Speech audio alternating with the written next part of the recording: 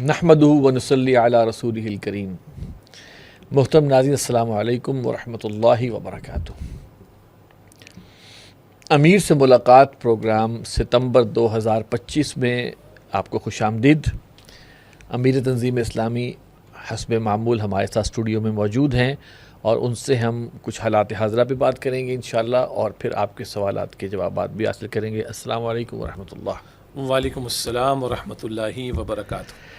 حالات حاضرہ کے حوالے سے جو اس وقت انٹرنیشنلی جو معاملہ چل رہا ہے وہ تو ہے، اور اس میں کوئی بھی بہتری نظر نہیں آ رہی جو کہ ہم غزہ اور فلسطین کے حوالے سے بات کریں۔ لیکن فی الحال اگر ہم ملکی حوالے سے دیکھیں تو اس وقت پاکستان میں جو سیلاب کی پوزیشن ہے اور بہت سے اسباب اس کے بیان کیے جا رہے ہیں، دنیاوی اسباب کہ یہ سیلاب آ رہے ہیں، لیکن ایسا محسوس ہوتا ہے کہ کوئی بھی شخص اس کو اللہ کی ناراضگی سے جوڑنے کو تیار نہیں ہے۔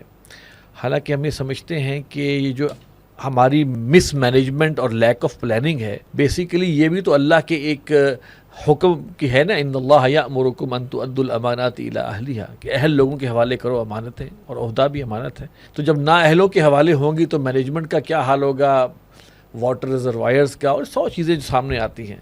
تو اگر ہم ہر مصیبت کے پیچھے جا کے دیکھیں گے تو ہمیں وہاں پہ اللہ تعالیٰ کا ایک امر اور شاید اس کی ناراضگی نظر آئے۔ تو میں چاہوں گا تھوڑا سا اس حوالے سے آپ روشنی ڈالیں کہ اس وقت ہم پاکستان جن معاملات سے گزر رہا ہے، گلوبل چینجز کا ذکر بھی ہو رہا ہے اور 100 وجوہات ہیں، لیکن کیا اور بھی کوئی وجوہات آپ کو نظر آ رہی ہیں؟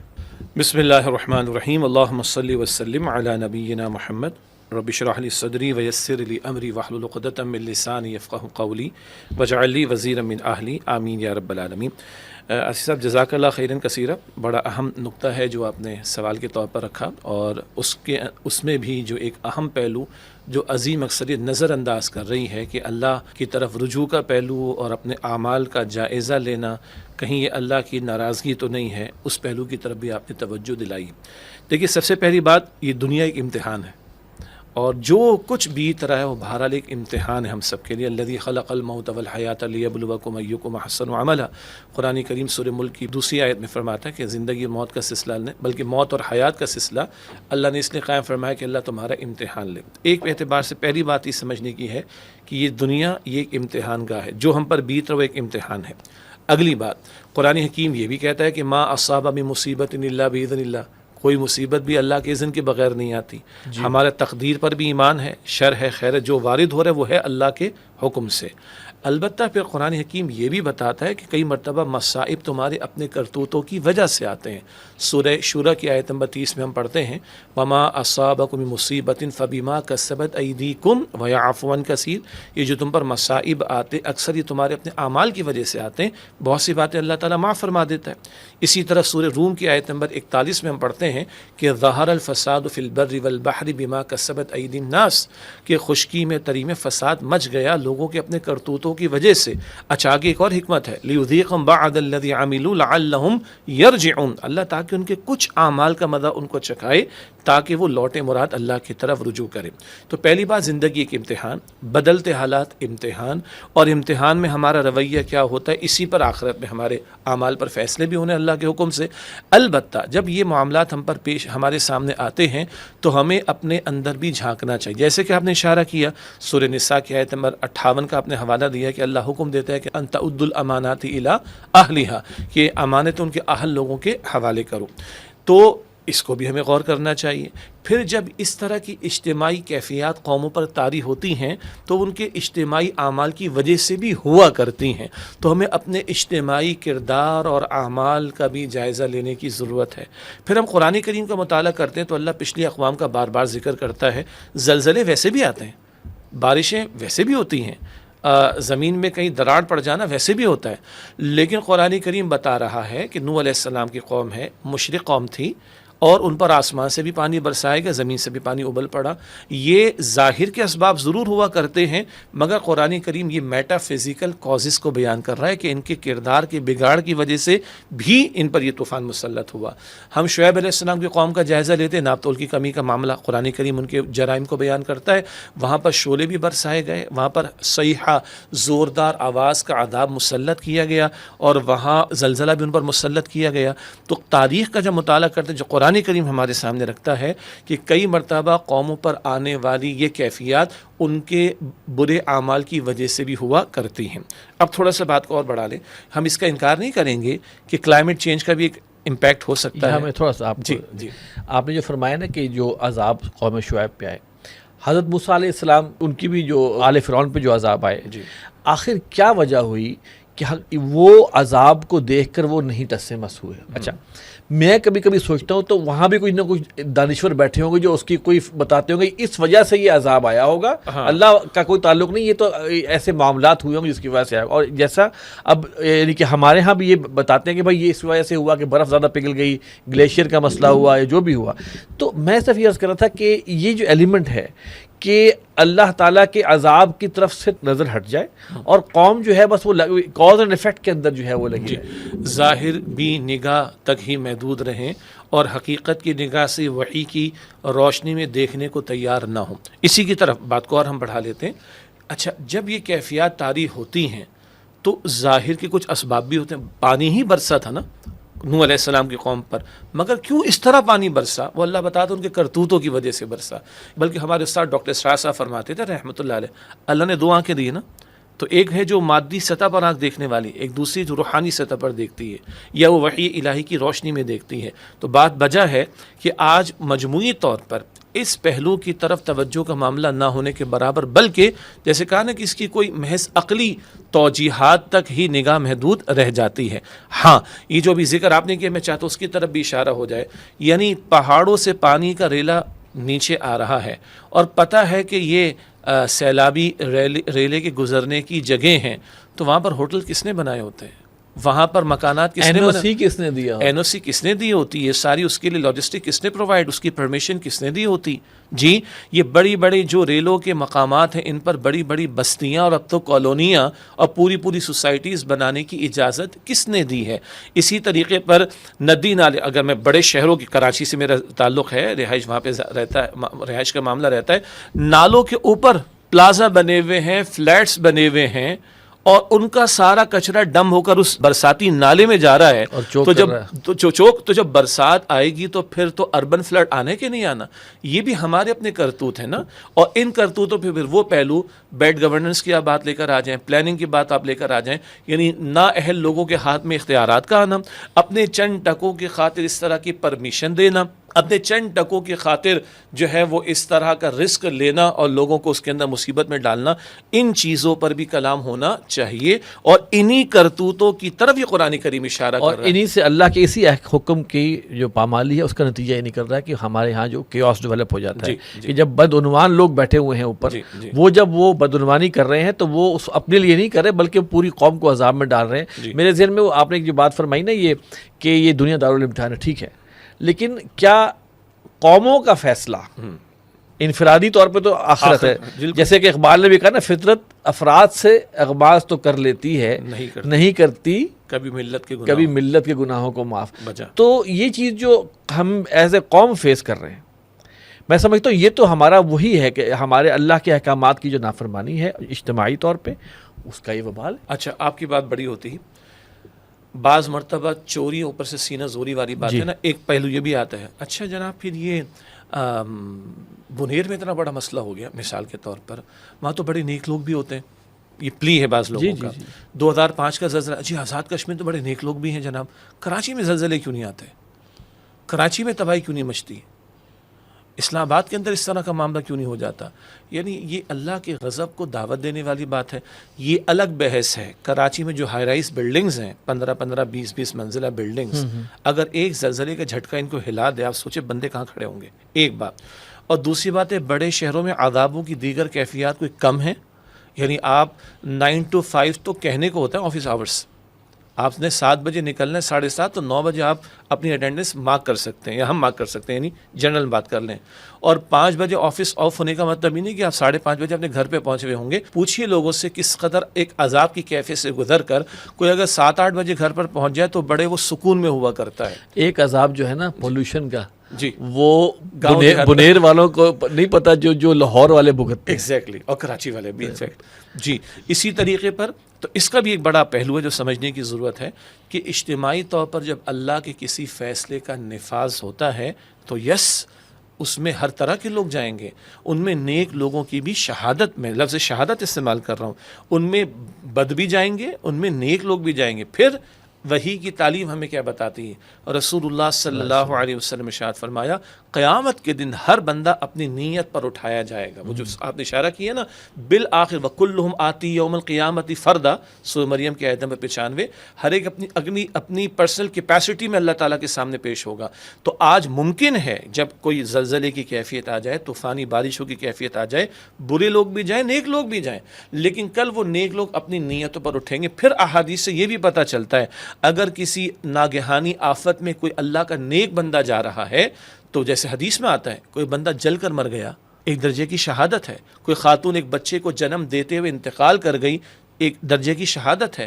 کوئی بندہ ڈوب کر انتقال کر گیا, ایک درجے کی شہادت ہے. اور کوئی تعاون اس طرح کی مہلک امراض میں انتقال کر گیا, ایک درجے کی شہادت ہے.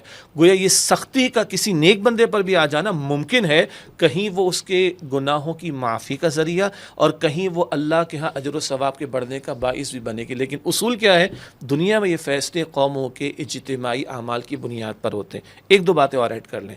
جہاں ہم یہ کہہ رہے ہیں کہ پچھلی قوموں پر عذابوں کے معاملات آئے تو یہ کیفیات عذاب کی بھی کیفیات ہوتی ہیں. البتہ 2 الفاظ ہم اس میں اور بھی ایڈ کرتے ہیں, یہ آزمائش کے بھی پہلو ہوا کرتے ہیں اور یہ تنبیہات کے پہلو بھی ہوا کرتے ہیں, خاص طور پر جو بچ گئے ہیں. اسی لیے سورہ روم کے آخری الفاظ کے آیت 41 جو ہے سورہ روم کے آخری الفاظ لعلہم یرجعون, تاکہ وہ لوٹے اللہ کی طرف.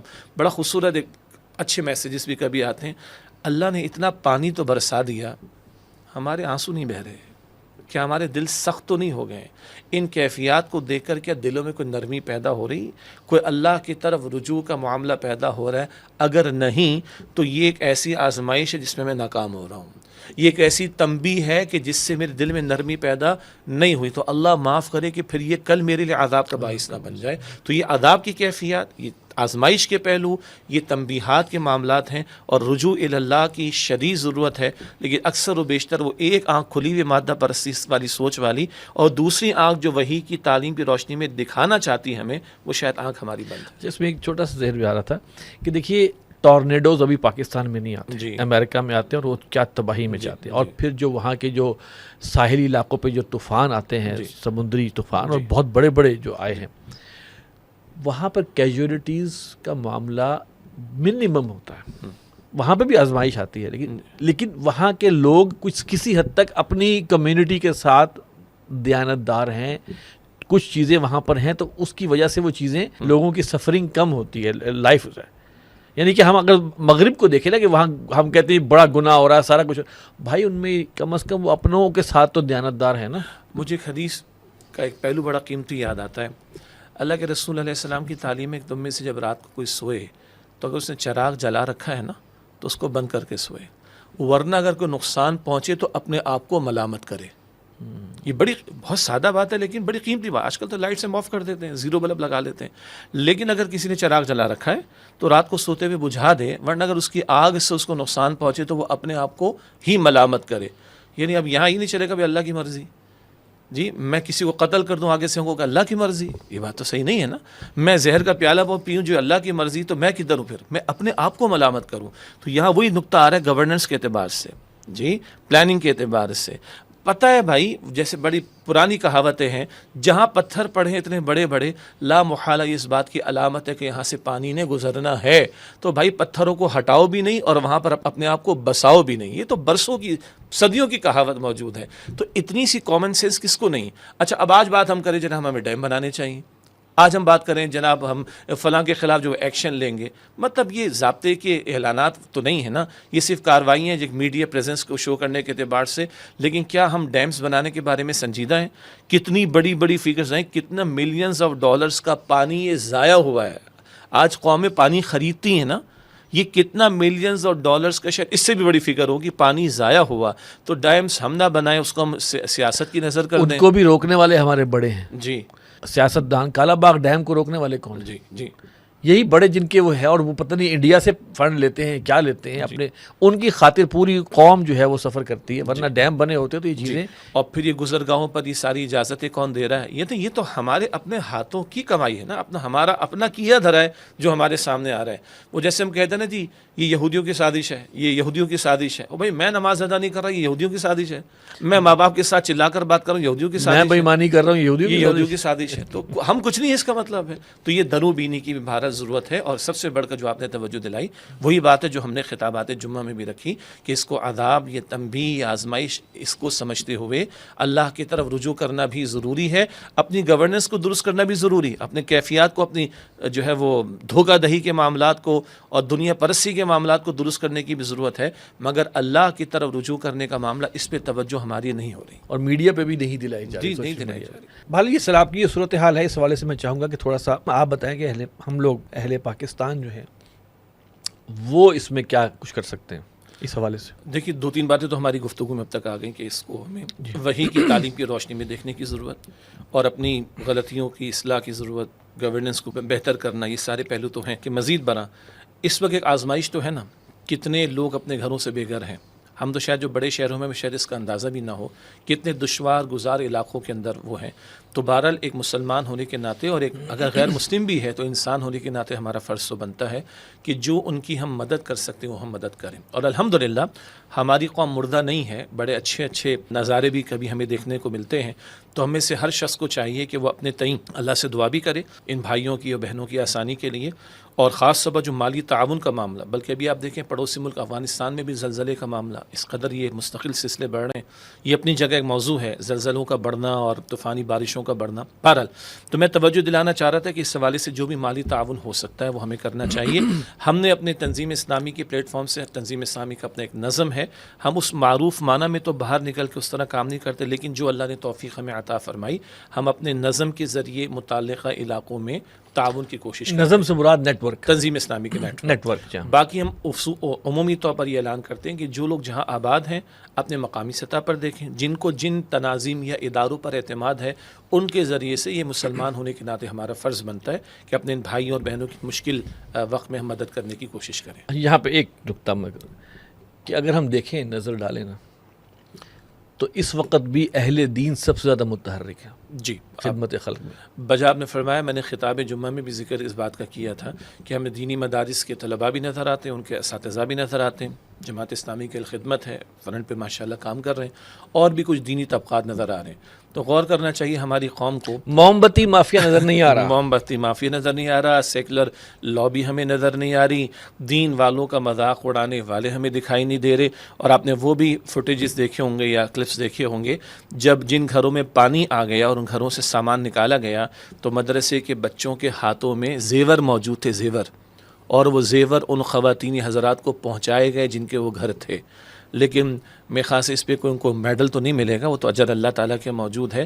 لیکن جس کو آپ نے کہا نا موم بتی مافیا، جس کو میں نے عرض کیا کہ سیکولر طبقہ، جو دین بیزار طبقہ ہے، ذرا ان کے کردار کو اس موقع پر دیکھ لیں، اور جن پر الزام تراشی کی جاتی ہے ان کے اس طرز عمل کو دیکھ لیں. اگر اب بھی ہمارے، میں نے کہا نا زندگی امتحان ہے نا، فاعتبروا یا اولی الابصار والی بات، یہ بھی امتحان ہے ہمارا، ہو از ہو اینڈ واٹ از واٹ. ابھی آنکھیں نہ کھلیں تو بارہ پھر اللہ ہی ہمارا حافظ. اچھا ایک اور ایشو ہے جس پہ میں چاہ رہا تھا کہ ہم بات کریں.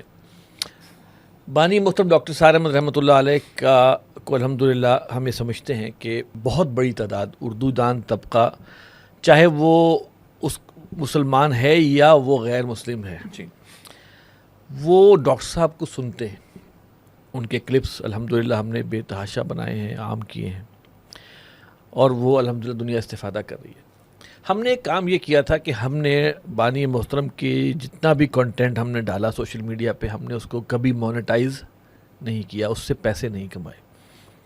لیکن دنیا کو پتہ ہے کہ یہ کمائی کا ایک ذریعہ ہے. اب معاملہ یہ آ رہا ہے کہ ہمارے چینلز کے علاوہ کچھ چینلز اور ہیں، اگرچہ بہت سے اور لوگ بھی اچھے ہیں جو اس کو مونیٹائز نہیں کر رہے ہیں، تقریباً میں آپ کو بتا دیتا ہوں کہ اس وقت یوٹیوب کے اوپر 80 سے 90 ہزار چینلز ہیں جو ڈاکٹر صاحب کے کنٹینٹ کو استعمال کر رہے ہیں. 80 سے 90 ہزار چینل صرف یوٹیوب کے بتا رہا ہوں. اس میں سے اب ہوا یہ ہے کہ کچھ شرپسند لوگ آپ کو پتہ ہے کہ وہ موجود ہوتے ہیں. اب وہ ڈاکٹر صاحب کی ویڈیوز، کوئی ویڈیو کچھ اور ہوتی ہے، آڈیو کہیں اور سے لی جاتی ہے، اور اس پر تھمبنیل بہت عجیب زو مانی قسم کے لگائے جاتے ہیں. تو یہ کام جو ہے وہ ہو رہا ہے، اور میں سمجھتا ہوں کہ اس پر جو ہے وہ ایک تو آپ کی طرف سے اس کی مذمت اور اس کے حوالے سے جو بھی کرنے والا کام ہے وہ بھی آپ ذرا بتائیں تاکہ عوام کو پتہ چلے کہ اس وقت سچویشن ہے کیا. جی، اصل میں اس کی کئی جہتیں ہیں. ایک دو بات عرض کر کے پھر براہ راست آپ کے سوال کے جواب کی طرف آتے ہیں. ایک تو مال کا فتنہ، اللہ کے رسول علیہ السلام نے فرمایا تھا نا کہ لکل امت فتنہ و فتنۃ امتی المال. یہ صحیح بخاری شریف کی روایت ہے. ہر امت کا کوئی فتنہ، میری امت کا فتنہ وہ مال ہے، یعنی اس سے خوب اس امت کی آزمائش کی جائے گی. آپ نے لفظ مونیٹائزیشن استعمال کیا، اور اللہ کا شکر ہے کہ ہماری طے شدہ بات ہے. اس فورم پر ہم ایک سے زائد مرتبہ یہ بات کہہ چکے ہیں، اپنی پالیسی اناؤنس کر چکے ہیں کہ تنظیم اسلامی کے بانی ہوں ڈاکٹر اسرار صاحب رحمۃ اللہ علیہ، یا آج میں میرے تنظیم کی ذمہ داری پر، یا کوئی اور ہمارے مدرسین ہوں، ہمارے اصول طے ہے کہ ہماری ان تمام پروڈکشن سے ویڈیو کلپس ہوں، تفسیری دروس ہوں، کوئی مونیٹائزیشن، کوئی کمائی کا تصور ہمارا نہیں ہے. ہم نے اس کے اوپر اپنے پر پابندی لگا رکھی. البتہ ظاہری بات ہے جس کو آپ نے فرمایا کہ اب لوگوں کو، کیونکہ دنیا سن رہی ہے ڈاکٹر اسرار صاحب کو رحمۃ اللہ علیہ، اور آپ نے اچھی وضاحت فرمائی، مسلمان ہی کیا غیر مسلم بھی سنتے ہیں. بلکہ ہمارے ناظرین کی دلچسپی کا آپ کو تو واقع یاد ہوگا کہ نیو دہلی میں جب ایک بک ایگزیبیشن غالباً لگی تھی اور لاہور سے آمد رہتی تھی، آنا جانا، وہاں سفری سہولیات موجود تھیں، تو بتایا گیا کہ ڈاکٹر اسرار صاحب رحمۃ اللہ علیہ کا کوئی ویڈیو چل رہا تھا، تو کسی ہندو شخص یا خاتون نے کہا بھائی اس کے گلے میں تو بھگوان بولتا ہے. یعنی یہ تو ان کا ایک عام محاورہ ہے نا، یعنی غیر مسلم بھی ڈاکٹر صاحب کو سنتے ہیں جو کم سے کم اردو سمجھنے والے لوگ ہیں. اب کچھ لوگوں کو جو کہ ایک تو ہے شر انگیزی، فتنہ انگیزی پھیلانے والے بھی ہیں نمبر ایک، اور دوسرے جن کا مقصد صرف مال کمانا ہے.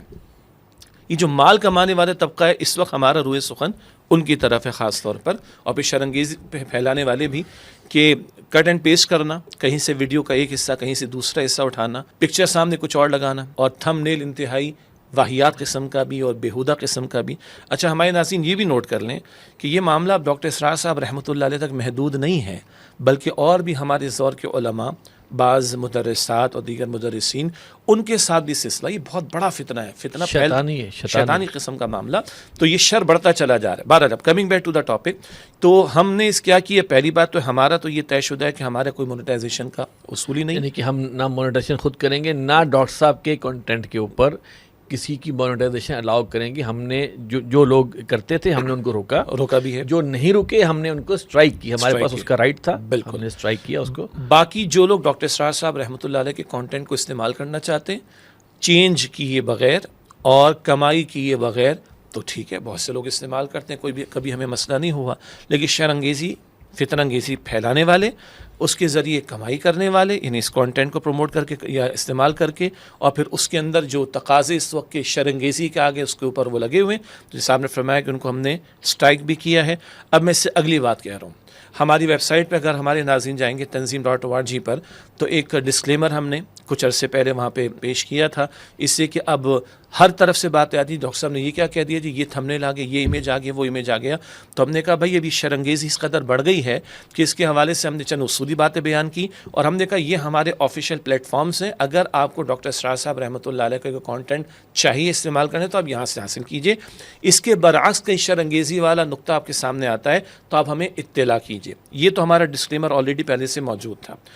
اب ہم نے ایک اور فیصلہ بھی کیا ہے، اور جو آپ نے فرمایا کہ اسٹرائکس، ہم نے لوگوں کو اسٹرائک مارنا کہتے ہیں، اسٹرائک دینا کہتے ہیں. ٹھیک ہو گیا، جزاک اللہ خیرن.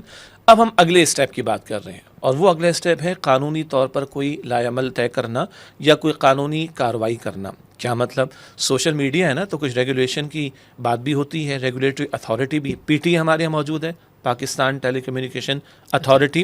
ہم نے ان سے بھی رابطہ کیا، اس لیے کہ ایک عظیم شخصیت ہے، اللہ ڈاکٹر صاحب کے درجات کو بلند فرمائے، اور ان کی بات غلط پیش کی جا رہی ہے جس سے لوگوں کا ذہن بھی خراب ہونا، اور پھر یہ کہ شر پھیلنے والا پہلو.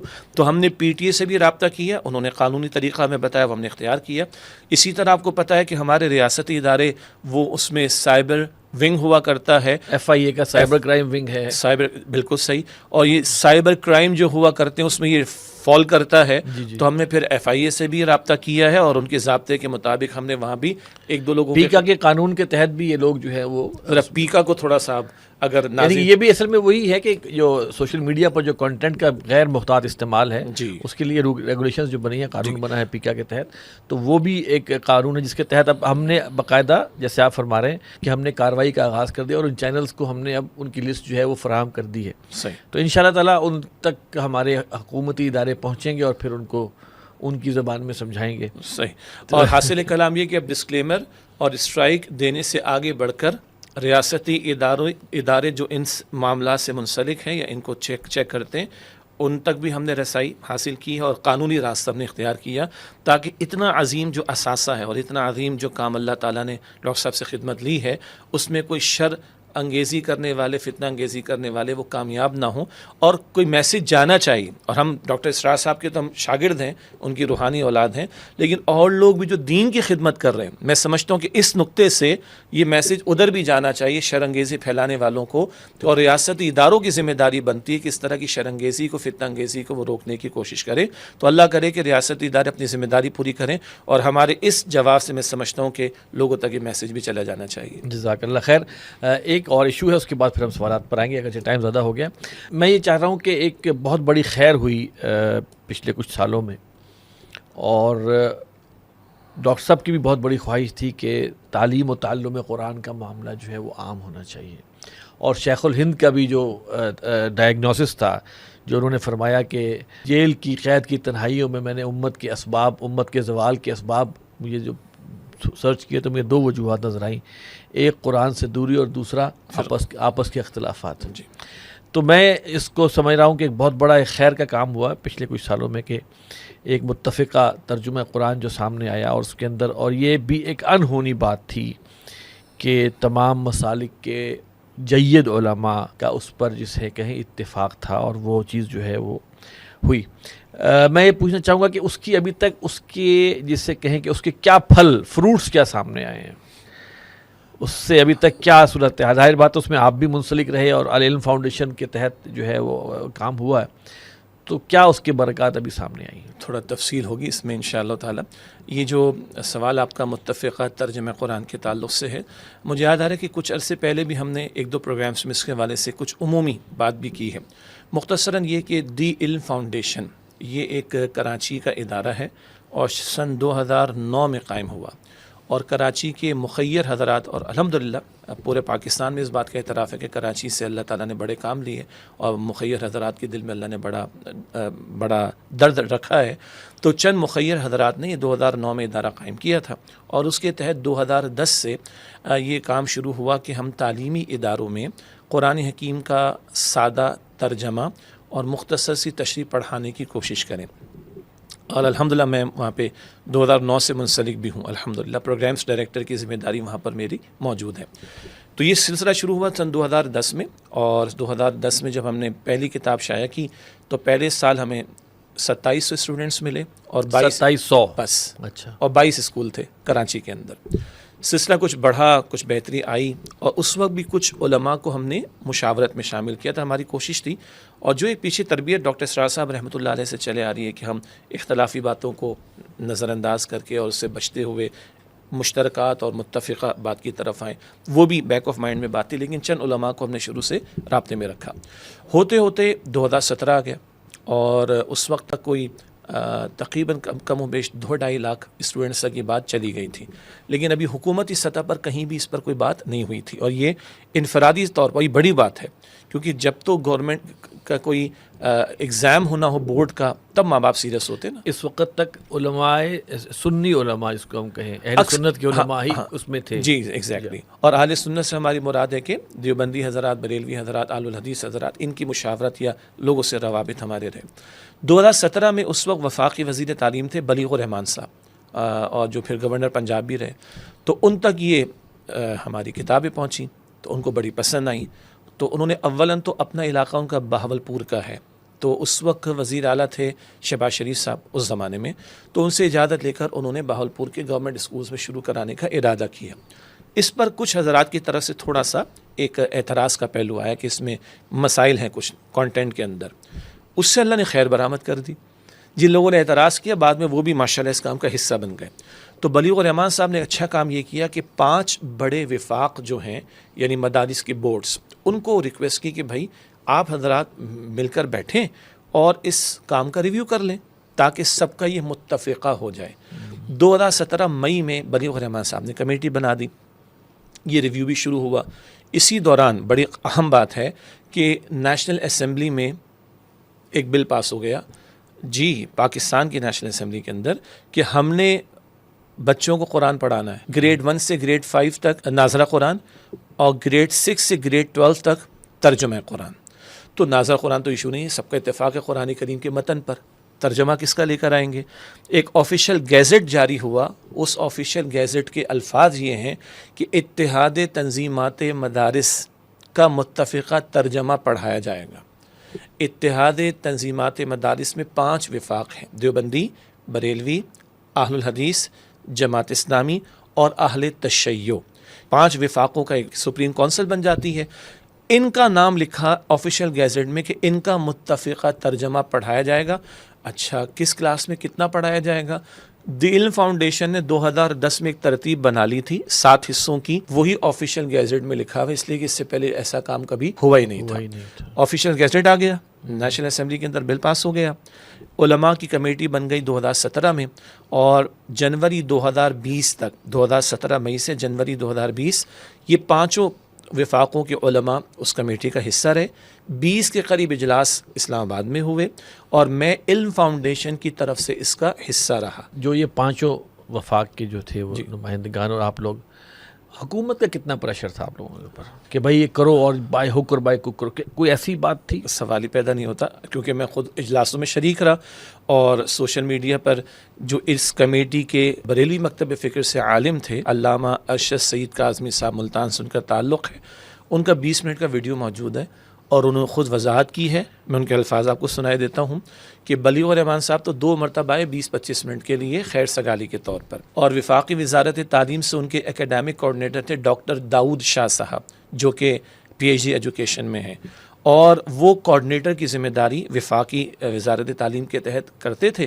باقی علماء جمع ہوتے تھے، صبح 10 بجے سے میٹنگ شروع ہوتی تھی، 4, 5, 6 بجے تک بھی ہم بیٹھتے تھے، اور پیچھے اپنے یہ مدارس سے کام لے کر آتے تھے. بھائی یہ مسئلہ، یہ فلاں آیت کا ترجمہ، یہ فلاں نقطہ، یہ فلاں حدیث کا ترجمہ، یہ ساری ڈیٹیلز میں کہیں بھی کوئی حکومتی نمائندے کا کوئی انپٹ نہیں ہوتا تھا، اور 5 علماء بیٹھ کر سامنے ان باتوں کو طے کرتے تھے. الحمدللہ یہ جو پورا بیٹھک ہوتی تھی جی، اس کو آرگنائز کون کر رہا ہوتا؟ وفاقی وزارت تعلیم کے تحت. اور اسلام آباد میں ان کے آفس کے اندر اس کا ہمارا جو ہے وہ ہوتی تھی، اپنی نشست ہوتی تھی. الحمدللہ ٹھیک ہو گویا یہ چیز ہے کہ اس میں کہیں ایسا نہیں تھا کہ بھئی اب بٹھا دیا اب کریں اور جس طرح بھی ہو سکتا ہے کریں. اور میں نے کہا نا، جو علامہ ارشد سعید کاظمی صاحب کا ویڈیو، وہ بھی اگر ہمارے ناظرین سرچ کریں گے آرام سے مل جائے گا ان کو انشاءاللہ. نام بھی 2 دفعہ میں نے لے لیا، تو ہم تو خود گواہ ہیں. تو 20 اجلاس ہوئے اور 20 اجلاس میں 3-3.5 سال لگا تقریباً، اور پیچھے اپنے مدارس سے وہ کام پورا لے کر آتے تھے.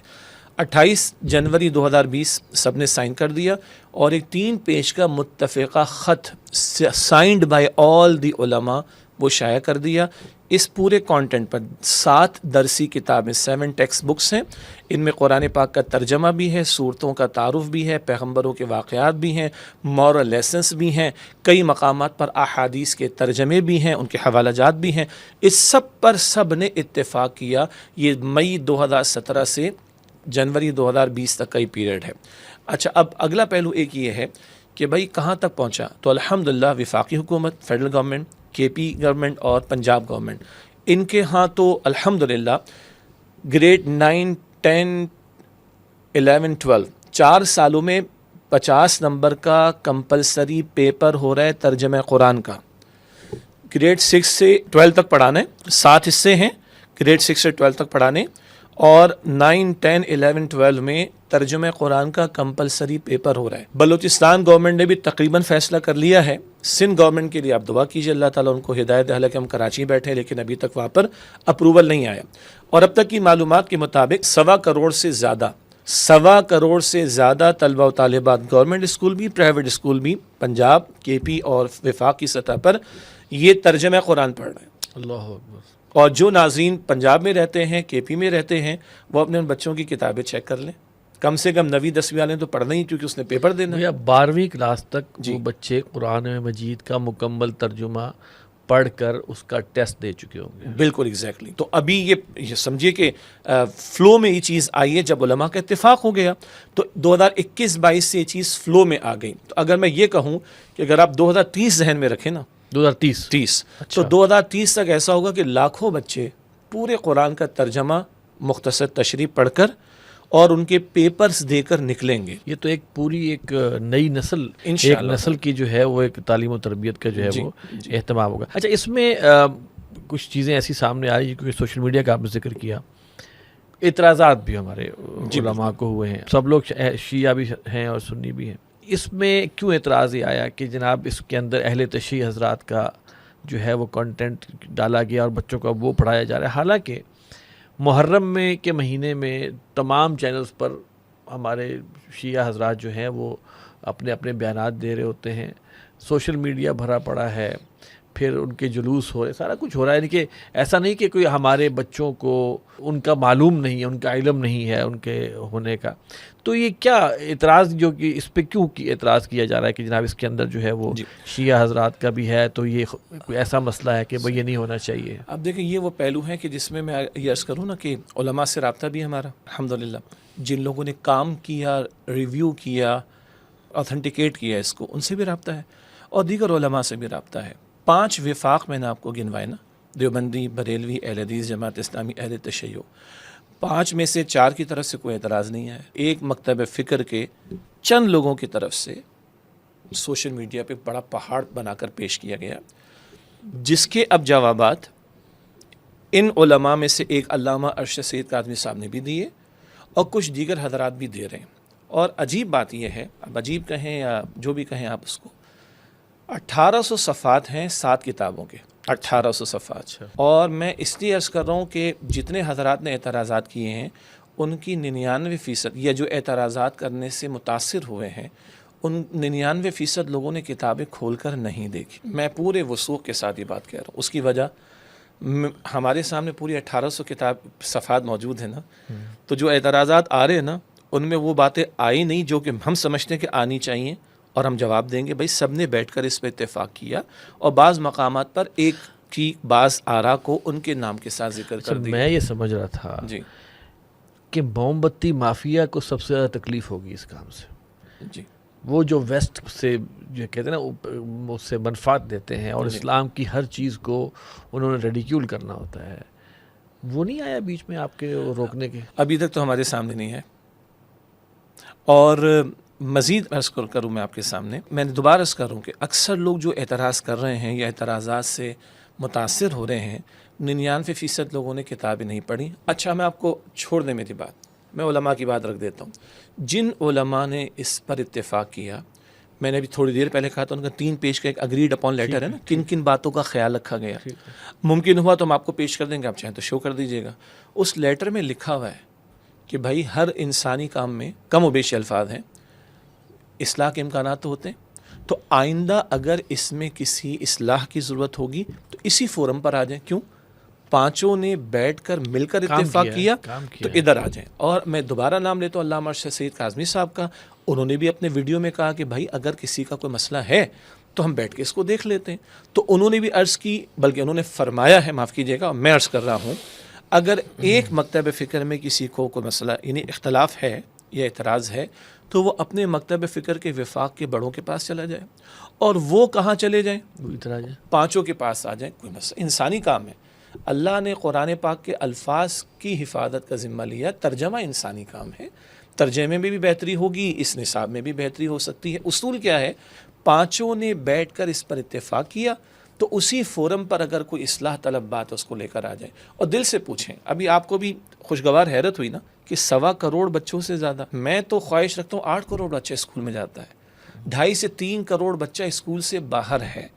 کیسے ان تک ہم پہنچیں؟ اور 2 ارب کلمہ پڑھنے والوں کی امت ہے، اور 2 ارب کلمہ پڑھنے والوں کی کم از کم 60% پاپولیشن یوتھ پر مشتمل ہے۔ اگر مجھے یہ نہ پتا ہوتا کہ 5 وفاق شامل ہیں تو میں ایک اور اعتراض کرتا ہاں جی، کہ علماء کہیں گے بھائی اتنے جب تک علوم حاصل نہ کرو ترجمہ نہیں پڑھنا۔ ہاں جی، وہ بھی ایسا کوئی اعتراض نہیں آیا، نہیں ہے۔ یعنی کہ آپ یہ سوچیں نا، عموماً یہ بھی کہا جاتا تھا کہ قرآن مجید پڑھنے کے لیے کچھ علم پہلے معلوم ہو تو آپ قرآن کی طرف بڑھیں، ورنہ آپ کا اندیشہ ہے، وہ اعتراض بھی نہیں آیا۔ الحمدللہ، اس لیے کہ جنہوں نے اس کو جنہوں نے ریویو کیا ان پر اعتماد نہیں ہوگا ہمارا کیا، ان کو تو گورنمنٹ نے انگیج کیا نا، اور گورنمنٹ ان 5 وفاقوں کو اون کرتی۔ گیزٹ کیا کہہ رہا ہے، میں دوبارہ کہہ رہا ہوں، گیزٹ کہہ رہے اتحاد تنظیمات مدارس کا متفقہ ترجمہ، تو اتحاد تنظیمات مدارس میں 5 وفاق ہیں، اور وہ آلریڈی سب ساتھ بیٹھتے ہیں، بہت سارے امور پر بیٹھتے ہیں، انہوں نے طے کیا، اور اصولی بات ہے، لاجیکل بات ہے، کسی کو اختلاف ہے اصلاح کی نیت سے آئے کہ ہم نہیں پسند کریں گے اس بات کو کہ ان بچوں کو قرآن سمجھ میں آنا شروع ہو جائے۔ کیا ہمیں اچھا نہیں لگے گا کہ آج ہم کرپشن کو رو رہے ہیں، بیڈ گورننس کی ہم نے بات کی، ہم رو رہے ہیں۔ ہم نہیں چاہتے کہ خوف خدا دل میں پیدا ہو جائے، خوف آخرت دل میں پیدا ہو جائے۔ ہم نہیں چاہتے کہ اختلافات منیمائز ہو جائے، ہم نہیں چاہتے کہ اصولی بات دین کے ہمارے بچوں کے سامنے آ جائے، اللہ کا خوف پیدا ہو جائے، آخرت کا خوف پیدا ہو جائے، اللہ کی محبت پیدا ہو جائے، حضور کی محبت پیدا ہو جائے صلی اللہ علیہ وسلم، بنیادی تقاضے بچوں کے سامنے آ جائیں۔ تو 2030 ایک دل کی بات میں نے رکھی، تو آپ سوچیے جنریشن کہاں کھڑی ہوگی۔ تو کیا اتنے بڑے کام میں ہمارا معاونت کا حصہ ڈلنا چاہیے یا رکاوٹ کا؟ یہ لوگوں کو غور کر لینا چاہیے۔ اللہ تعالیٰ ہدایت دے سب کو۔ میں تو سمجھتا ہوں کہ سچی بات یہ ہے کہ بانی محترم ڈاکٹر صاحب اگر آج زندہ ہوتے تو وہ جو انہوں نے ایک 1972 میں رجوع القرآن کا جو ایک بیڑا اٹھایا تھا، جس کے تحت انجمن خدام القرآن قائم ہوئی، اس میں یہی تھا کہ لوگوں کو تعلیم و تعلم قرآن اور let Quran speak to yourself, کہ آپ ترجمہ جب آپ کو آتا ہو، عربی اتنی آتی ہو، تو یقیناً ان کے لیے بھی خوشی کی باعث ہوگی، اور صدقہ جاریہ تو یقیناً ان کے لیے یہ ہوگا انشاءاللہ۔ اور جتنے بزرگوں کے کاموں سے اور لوگوں سے ہم نے استفادہ کیا، ہمیں امید ہے ان سب کے لیے بھی صدقہ جاری ہوگا، ہمارے استاد کے لیے بھی ہوگا، ڈاکٹر صاحب کے لیے بھی رحمۃ اللہ علیہ، اور اللہ تعالیٰ اس سے ہمیں خیر کی طرف بڑھائے انشاءاللہ تعالیٰ۔ مجھے امید نہیں، یقین ہے۔ میں نے تھوڑی دیر پہلے کہا تھا، جب 2017 آیا تھا نا، کچھ لوگوں کی طرف سے اعتراض آیا تھا، خیر کیا برآمد ہوئی؟ بلیغ الرحمان صاحب نے ساروں کو بٹھا دیا، بھائی آج بھی ثواب مل کے اتفاق کر لیں۔ اگر آج یہ کچھ بات آ رہی ہے تو انشاءاللہ اصلاح آ جائے گی، اللہ تعالیٰ کی توفیق سے ہمیں یقین ہے کہ انشاءاللہ تعالیٰ اصلاح کی طرف بات جائے گی۔ اچھا، اب ہم کچھ سوالوں کی طرف بھی آتے ہیں، لیکن اس میں اچھا ہی ہمارا جو پروگرام ہے اس میں کچھ حالات اب تک میں سوالات کے ہی جوابات دے رہا تھا لوگوں کے سوالوں کی طرف۔ اچھا جی، ہمارے ایک ساتھی ہیں ثوابی سے ہیں، عطاء اللہ منعیم صاحب، ان کا ایک سوال ہے جس کو میں پڑھ رہا ہوں کہ جس ملک میں بندہ رہ رہا ہو اور اس ملک میں صحیح اسلامی نظام نہ ہو اور کسی دوسرے ملک میں صحیح اسلامی نظام ہو تو کیا وہاں ہجرت کرنا فرض ہے؟ اب یہ فرض انہوں نے جو ہے شرعی قسم کا معاملہ کیا، لیکن بہرحال چلیں، لفظ فرض کو آپ تھوڑا سا مائنس کر لیں، ایک اصول کے طور پر بات سمجھ لیں۔ ایک خطے کے اندر ہمیں لیونگ اسٹینڈرڈ اچھا نظر نہیں آ رہا ہوتا تو ہم دوسرے خطے میں چلے جاتے ہیں جہاں لیونگ اسٹینڈرڈ اچھا ہوتا ہے، یا ایک خطے میں آمدن کے ذرائع کم محسوس ہوتے ہیں۔ یہ میں ان کے لیے جو اکثر پاکستان سے باہر جا رہے ہوتے ہیں، اگر اس تسلسل میں اس سوال کو دیکھیں کہ ایک خطے میں اسلام پر عمل کرنے کے مواقع نظر نہیں آ رہے، اسلامی نظام ہی نہیں، تو کہیں اور اسلامی نظام قائم ہو، بالکل جانا چاہیے بھائی۔ اب یہ تو ہے ایک اصولی جواب۔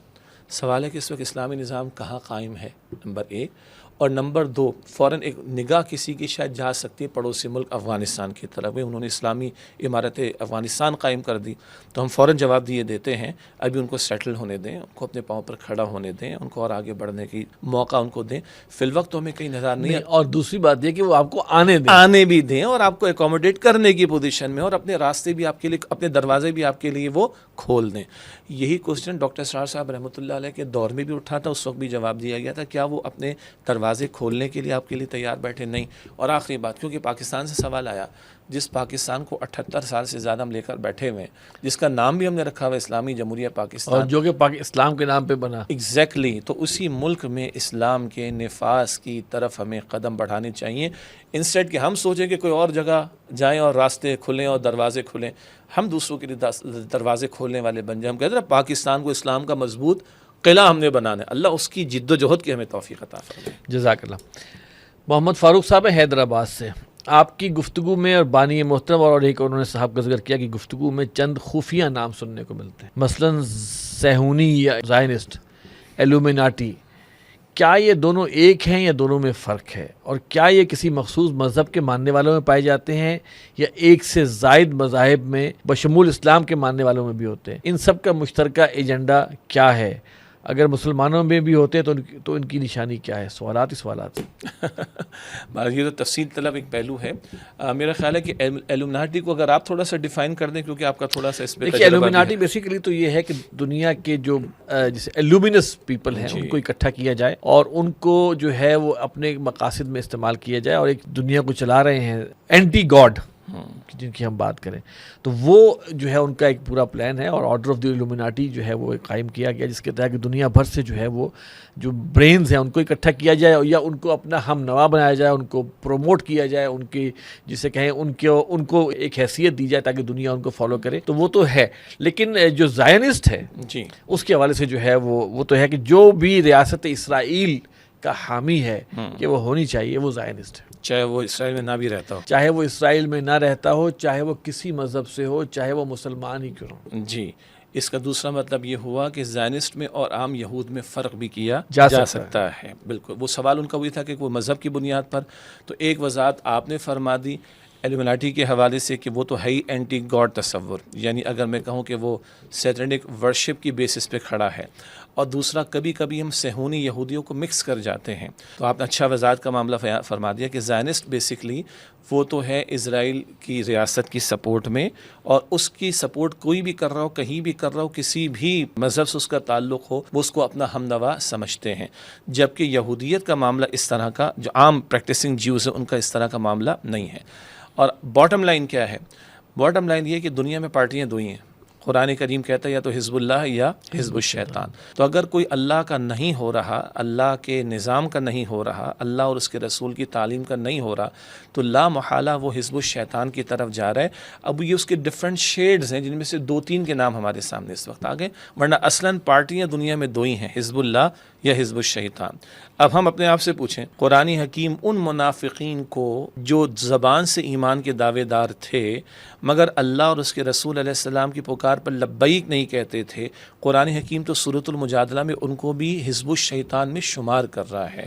تو باٹم لائن پریکٹیکلی یہ سامنے آنی چاہیے کہ آیا ہم حزب اللہ میں کھڑے ہیں یا اللہ معاف رکھے کہ حزب الشیطان کی طرف جا رہے ہیں؟ درمیانی رستہ نہیں، یہاں کوئی نیوٹرل نہیں ہوتا، اس کو ہم منافق تو کہتے ہیں جو زبان سے دعویٰ کرتا ہو اور دل میں ایمان نہ رکھتا ہو، لیکن بالآخر منافقین کو تو اللہ تعالیٰ فال کرتا ہے حزب الشیطان، کمزور ایمان والے۔ بالکل صحیح، یہ اگلا ایک نقطہ تھا کہ اگر ایک بندہ کمزور ایمان والا ہے بشرطے کہ وہ اپنے ایمان کی کمزوری کا اعتراف کرے، تو جب تک اعتراف، فتویٰ تو ہم دیں گے بھی نہیں نا، فتویٰ تو اچھا انٹرسٹنگ اور ٹیکنیکل بات، تاریخ میں کبھی یعنی اسلامی تاریخ میں فتویٰ کبھی منافق کا نہیں دیا گیا، فتویٰ صرف دیا جاتا ہے کفر کا کہ یہ اسلام سے خارج تو نہیں ہو گیا۔ یہ باتیں بیان کرنے میں تو آئیں گی سمجھانے کے لیے، لیکن اصل میں دوسروں کا جائزہ لینے کے مقابلے میں یہ اپنا جائزہ لینے کے لیے زیادہ۔ تو ایک بندہ اگر اپنی کمزوری ایمان کا اعتراف کرتا ہے اور اپنے گناہ کا اعتراف کرتا ہے تو ہم اس کو کمزور ایمان والا کہیں گے۔ یہاں پہ ایک امکان ہے کہ اصلاح ہو جائے گی اس کی انشاءاللہ تعالی، لیکن ایمان کا دعویٰ ہونا، عمل سے فرار ہونا، اور پھر اس پر جو ہے وہ رد چڑھانا، جواز پیش کرنا، تو جواز تو شیطان نے پیش کیا تھا۔ آدم تو جھک گئے تھے علیہ السلام، شیطان اڑ گیا تھا، اور کامیابی آدم علیہ السلام کو ملی، شیطان کو نہیں ملی۔ آدم نے تو کہا ربنا ظلمنا انفسنا وإن لم تغفر لنا۔ جی بالکل۔ محمد بلال صاحب ہیں جی لاہور سے، یہ کہتے ہیں کہ تنظیم کو بنے 40 سال سے زیادہ عرصہ ہو گیا۔ 40 سال یا 50 سال؟ تو 50 پہ آ گئے، 1975 سے 2025 صرف 10,000 افراد شامل ہیں۔ یہ صرف ہے، جیسے وہ نہیں ہوتا چیک کے اوپر لکھا ہوتا ہے فلاں اتنے ملین اور اونلی، صرف 10,000 افراد شامل ہیں۔ انقلاب کے لیے اگر یہی رفتار چلتی رہی تو آنے والے 50 سے 100 سالوں میں کچھ نہ ہو پائے گا۔ انقلاب کیسے آئے گا؟ اس میں سب سے پہلے تو ہمیں ہماری کمزوری کا اعتراف کرنا چاہیے، ہمارے محنت میں کمی ہے، ہماری دعوت میں کمی ہے، ہماری تربیت میں کمی ہے، یہ اعتراف کرنے میں مجھے کوئی مسئلہ نہیں، کیونکہ اگر خدا نخواستہ میں خواہ جواز پیش کرنا چاہوں گا تو میں کبھی گفتگو ختم ہی نہیں کر سکوں گا۔ تو ہم اپنا اعتراف کریں، ہماری کمزوری ہے، اور اللہ تعالی ہمیں اصلاح اور بہتر انداز سے محنت کرنے کی توفیق عطا فرمائے، پہلی بات۔ دوسری بات، اللہ کے پیغمبر علیہ السلام کوئی نو میچ، مگر اللہ کے پیغمبر علیہ السلام 13 برس مکہ مکرمہ میں تھے، صرف میکسیمم 125 افراد ایمان لائے، اور حجۃ الوداع کا موقع آتا ہے 10 سال کے بعد تو 1.25 لاکھ کھڑے ہوتے ہیں۔ تو جو انقلابی عمل ہے نا، انقلابی عمل یعنی جیسے ہم کہتے ہیں نا کہ بارش کا پانی برسے یا ہم فصل کو پانی دیتے ہیں، اندر ہی اندر عمل کافی دیر تک چلتا ہے، پھر کوپل پھٹتی درخت جو ہے وہ بن جاتا ہے۔ انقلابی عمل کا معاملہ بھی ہوتا ہے، ایک انگریزی کی اصطلاح ہے ٹپنگ پوائنٹ کا معاملہ، کوئی ٹپنگ پوائنٹ آتا ہے اور بڑا ایکسپلوژن ہوتا ہے، وہ سلسلہ آگے بڑھتا ہے۔ تو اللہ کے پیغمبر کی زندگی کو بھی دیکھ لیں صلی اللہ علیہ وسلم، 13 سال میں 125 افراد ایمان لائے اور 1,25,000 کھڑے ہیں 10 سال میں اگلے جا کر۔ اس سے بھی کچھ سیکھنے کو ہمیں ملے گا۔ اور اگلی بات یہ ٹھنڈا کرنے کے لیے نہیں ہے، سمجھانے کے لیے ہے۔ یہ بھائی نے 10,000 کی فکر بھی بیان کر دی، تھوڑی زیادہ ہی ہوگی اس سے انشاءاللہ تعالیٰ، اور 50 برس تنظیم کو قائم ہوئے ہو چکے ہیں۔ ہم نے خطاب جمعہ میں ذکر کیا تھا کہ اللہ کے رسول علیہ السلام کی امت سے تو 2/3 افراد ہوں گے جو جنتیوں میں ہوں گے۔ 120 صفحے ہیں جنت میں اور 80 صفحے نبی علیہ السلام کی امت کی ہوں گی، حدیث میں۔ اور اللہ کے رسول فرماتے کوئی نبی آئیں گے جن کے ساتھ 10 ہوں گے بمشکل، کوئی نبی آئیں گے جن کے ساتھ 5 ہوں گے۔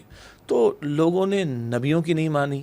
ہم غور کر لیں ہماری کیا حیثیت ہے، اور نبیوں کے ہاتھوں یہ کام نہیں ہوا، امام الانبیاء کے ہاتھوں ہوا صلی اللہ علیہ وسلم۔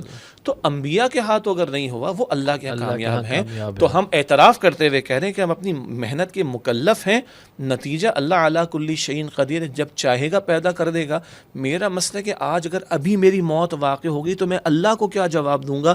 اس جواب دہی کے احساس کے ساتھ مجھے اپنا تن من دھن آج لگانے کی کوشش کروں۔ جزاک اللہ۔ باقی یہ کہ آج کل کے جو حالات ہیں اس میں تو میں سمجھتا ہوں کہ کوئی شخص اپنے آپ کو نکالے کسی تحریک کے لیے، اور تنظیم اسلامی کا معاملہ تو یہ ہے کہ یہاں سب کچھ لگانا ہوتا ہے۔ ہاں جی یعنی کہ یہاں پہ کوئی وہ منفاتیں اور مراعات تو ہے نہیں جی، اپنا وقت بھی لگانا ہے، اپنا پیسہ بھی لگانا ہے، اپنی صلاحیتیں بھی لگانی ہے۔ اور آج کل کے دور میں جب کوئی نفسا نفسی ہے اور ٹائم از منی، ایگزیکٹلی، اور اس میں اگر 10,000 افراد ہیں تو یہ ہم تو ان کو ایک اللہ کا بہت بڑا احسان سمجھتے ہیں بالکل کہ یہ جو ہے یہ بھی اس قافلے کے ساتھ جڑے ہوئے ہیں۔ الحمدللہ الحمدللہ۔ اچھا جی، ایک صاحب ہیں، انہوں نے تھوڑی سی بات تھوڑی کنٹروورشل تو کی ہے، لیکن چلیں دیکھتے ہیں۔ محمد مجاہد صاحب ہیں لاہور سے، کہتے ہیں جیسا کہ ہم پوری دنیا کو مثالیں دیتے پھرتے ہیں کہ نبی کریم صلی اللہ علیہ وسلم کی وفات کے بعد سب سے افضل ترین خلفائے راشدین کا دور تھا، لیکن جب ہم اس دور پر بڑی تفصیل سے نظر ڈالتے ہیں تو ہمیں نظر آتا ہے کہ صرف حضرت عمر رضی اللہ تعالیٰ عنہ کا دور تھا جو فتوحات، کامرانیوں اور کامیابیوں سے بھرپور تھا، جب اسلامی ریاست کی توثیق ہوئی اور انصاف کا بول بالا ہوا۔ جبکہ انہیں چھوڑ کر 3 خلفاء کے ادوار کا جائزہ لیتے ہیں تو ہم دیکھتے ہیں کہ یہ فسادات اور اندرونی فتنوں کے ادوار رہے، اور بالآخر یہ ساری کہانی کربلا کے واقعے پر منتج ہوئی۔ کیا ہم صرف عبداللہ ابن سبا پر الزام دے کر اپنا دامن چھڑا سکتے ہیں؟ وہ بھی اس بات کو پیش نظر رکھتے ہوئے کہ ایسے صحابہ موجود تھے جو نبی اکرم صلی اللہ علیہ وسلم کے قریب ترین تھے، عشرہ مبشرہ تھے، جنہیں جنت کی ضمانت دی گئی ہے، اور جو آپ کے تربیت یافتہ تھے، پھر امت مسلمہ میں کربلا جیسا حادثہ کیسے ہو گیا؟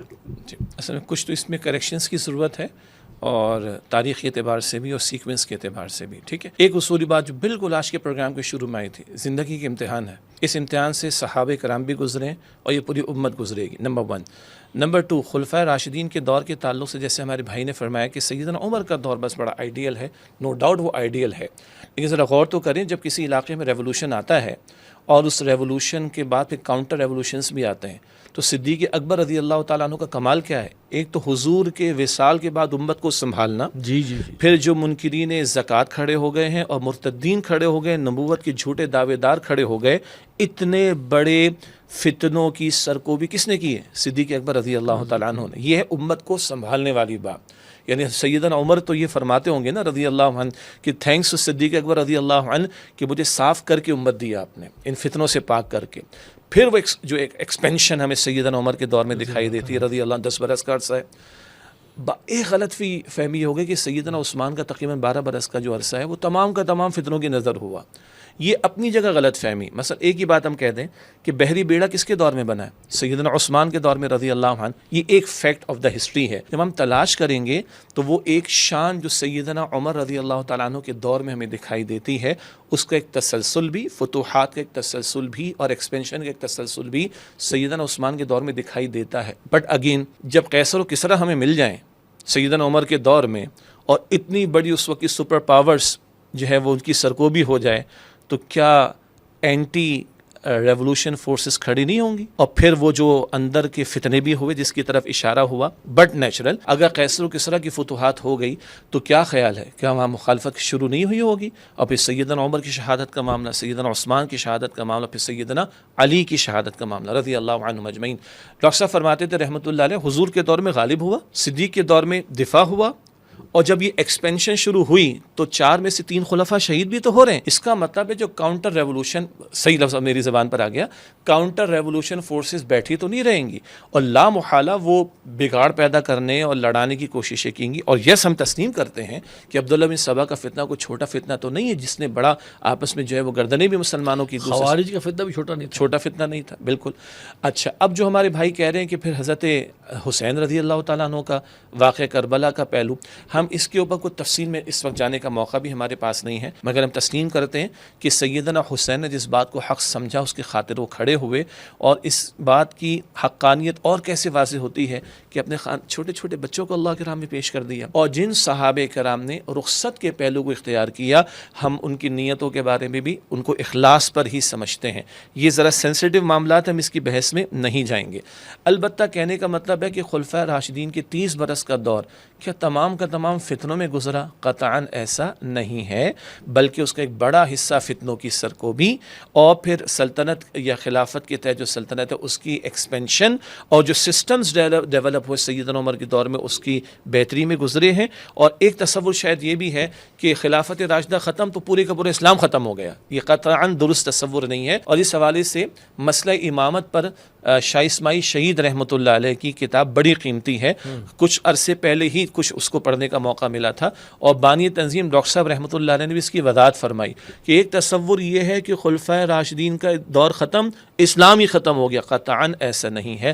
ہاں، ہم آئیڈیل ترین دور کہیں گے حضور صحابہ کرام کا، خلفائے راشدین کا، اور پھر درجہ بدرجہ 6 اسٹیپس کے اندر وہ جو اسلامی خلافت قائم ہوئی تھی وہ درجہ بدرجہ اس کا معاملہ کمزور پڑا ہے، اس میں صدیاں لگی ہیں۔ یہ کہنا کہ خلفائے راشدین کے بعد معاملہ بالکل ختم ہو گیا اور اسلام زندہ ہوتا اور کربلا کے بعد، یہ جملہ بھی کوشچن مارک اس کے اوپر ہے، اس مصرے پر بھی کوشچن مارک ہے۔ تو تھوڑا سا تاریخی حقائق کو بھی تھوڑا سیکوینس میں کریکٹ کرنے کی ضرورت ہے، اور اس اصول کو سامنے رکھیں کہ یہ ایک دم ساری عمارت نیچے نہیں آئی ہے، اس کو صدیاں لگی ہیں مکمل خاتمے کے لیے۔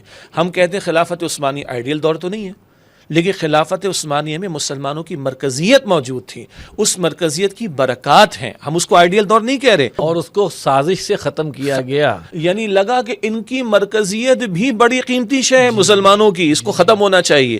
تو اگر وہ شاہ اسماعیل شہید رحمۃ اللہ علیہ کی مسئلہ امامت کو بھی دیکھ لیں اور یہ 6 اسٹیپس کو دیکھیں تو میں سمجھتا ہوں کہ تھوڑا سا جو کنفیوژنس ہمیں ہے اس کے حوالے سے اطمینان ہو جائے گا انشاءاللہ۔ جزاک اللہ خیر جی۔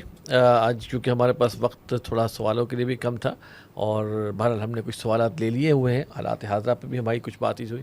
آپ کا بہت شکریہ ناظرین۔ یہ تھا ہمارا پروگرام امیر سے ملاقات ستمبر 2025۔ آپ ہمیں سوالات بھیج سکتے ہیں اور کوشش کریں کہ فقہی نوعیت کے سوالات نہ ہوں۔ ہمارا ای میل ایڈریس ہے markaz@tanzeem.org۔ اپنے سوالات بھیجیں، ہم انشاءاللہ اس کے جواب دینے کی کوشش کریں گے۔